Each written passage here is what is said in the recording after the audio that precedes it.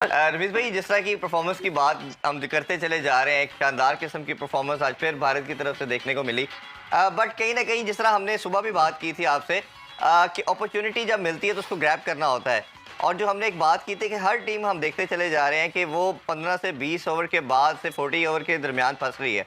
और ये भी एक मैंने ओपिनियन दिया था या मेरी राय थी कि शायद आपको कहीं ना कहीं अपनी गेम प्लानिंग को प्लान बी की तरफ आना है कि उस ओवर्स को आपने थोड़ा स्लो खेलना है, विकेट्स इन हैंड रखनी और आखिरी 10 ओवर में आपने उस मोमेंटम को यूज करते हुए तेज खेलना है। कैसे देखते हैं आप बांग्लादेश की परफॉर्मेंस को सर?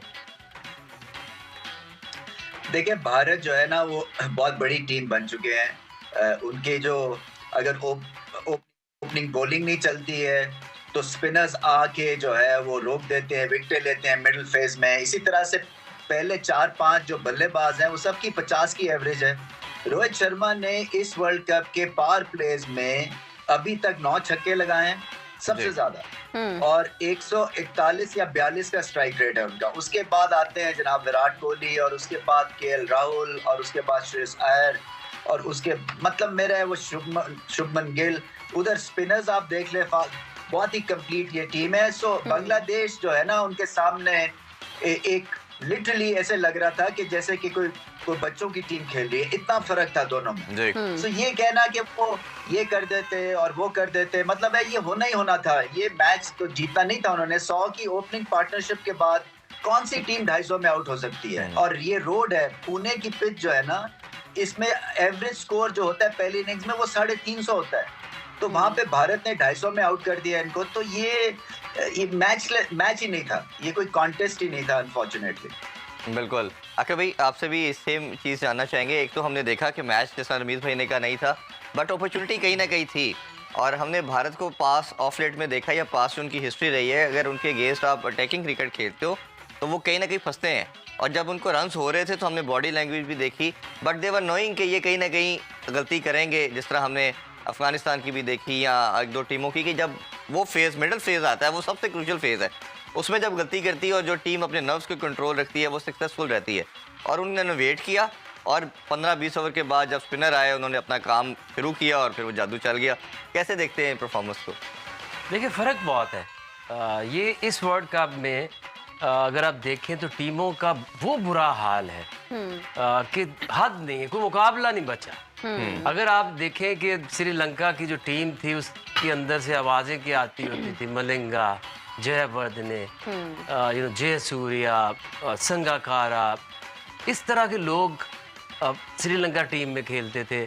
इवन दो कि बांग्लादेश की भी अगर आप 7-8 साल पुरानी 2011 या 15 की टीम देखें तो उसमें बॉलर भी थे, उसमें ये जो शाकिब हैं, तमीम हैं, तो ये अपनी पीक के ऊपर थे जी। तो उन्होंने वहाँ इंग्लैंड को भी शिकस्त दी और अच्छी परफॉर्मेंस, सेमीफाइनल तक पहुँचे। ऐसे ही ये over the period of time ये इस तरह से टीमें नीचे गिरी हैं कि सारी अब ये बची कितनी है।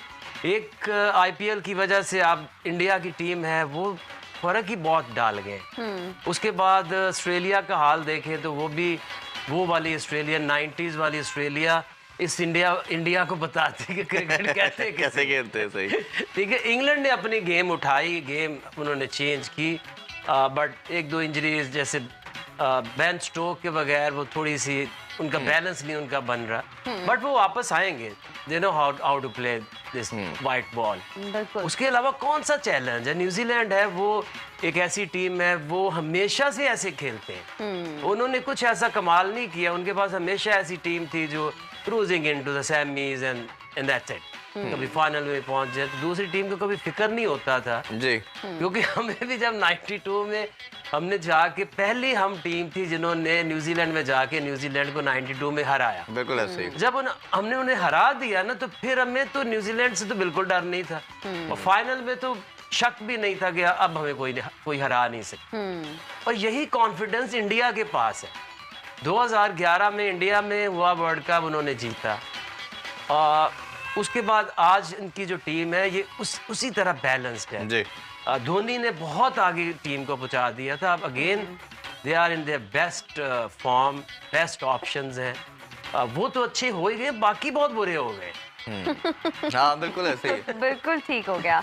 हम इस बार आपसे भी जानना चाहेंगे इंडिया की शानदार परफॉर्मेंस के हवाले से। फिर अगर हम स्पेशली बात करें विराट कोहली की परफॉर्मेंस की, तो man of the match performance की, उनकी शानदार इनिंग्स खेली उन्होंने, किस तरह से आप देखते हैं? देखिए इंडिया नो डाउट बहुत अच्छा खेल रहा है, लेकिन हमें इस बात को भी मद्देनजर रखना चाहिए कि इंडिया अपनी क्रिकेट 90% ऑफ द क्रिकेट वो अपने होम में खेलते हैं। तो इस हवाले से वो इन पिचेस को, इन ग्राउंड्स पे उनको बहुत ज़्यादा कंडीशन का एडवांटेज है। होम क्राउड उनका बहुत ज़्यादा है, ऐसा लगता है पूरा सी ऑफ ब्लू होता है, और किसी और टीम के कोई 5-10% सपोर्टर्स भी नहीं होते। इस वजह से भी किसी भी टीम के लिए उनके खिलाफ खेलना बहुत ही ज़्यादा इंटिमिडेटिंग है।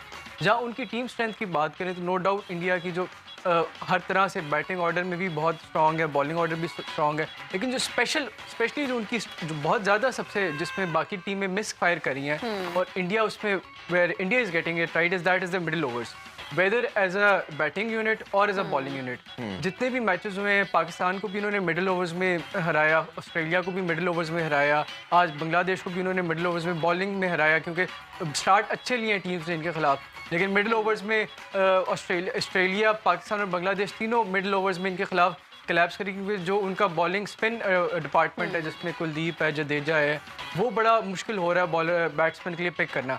तो हेलो फ्रेंड्स, भारतीय टीम के स्टार बल्लेबाज विराट कोहली विश्व कप में काफ़ी बेहतरीन फॉर्म में नजर आ रहे हैं। बीते गुरुवार को खेले गए भारत बनाम बांग्लादेश मुकाबले में कोहली ने बहुत ही शानदार प्रदर्शन किया।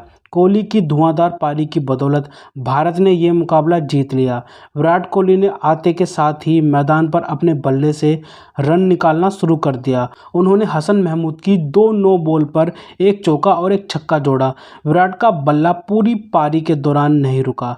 विराट ने अपनी पारी में नाबाद 97 गेंदों में 103 रन जड़े, जिसमें 6 चौके और 4 छक्के शामिल थे।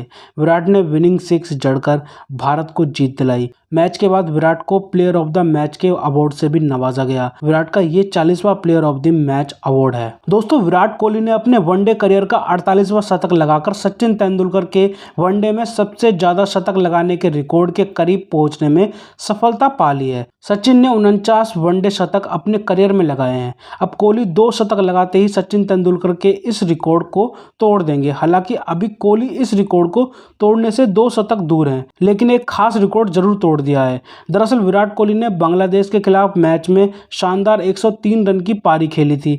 अपनी पारी के दौरान कोहली ने इंटरनेशनल क्रिकेट में 26,000 रन भी पूरे किए थे। कोहली इंटरनेशनल क्रिकेट में सबसे तेज 26,000 रन बनाने वाले बल्लेबाज बन गए हैं।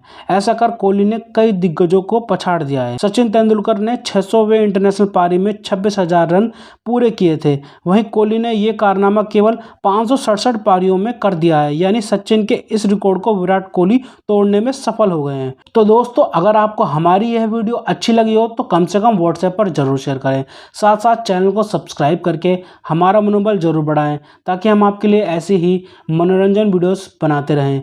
तो गाइस, मिलते हैं आपसे अगली वीडियो में। तब तक के लिए जय हिंद।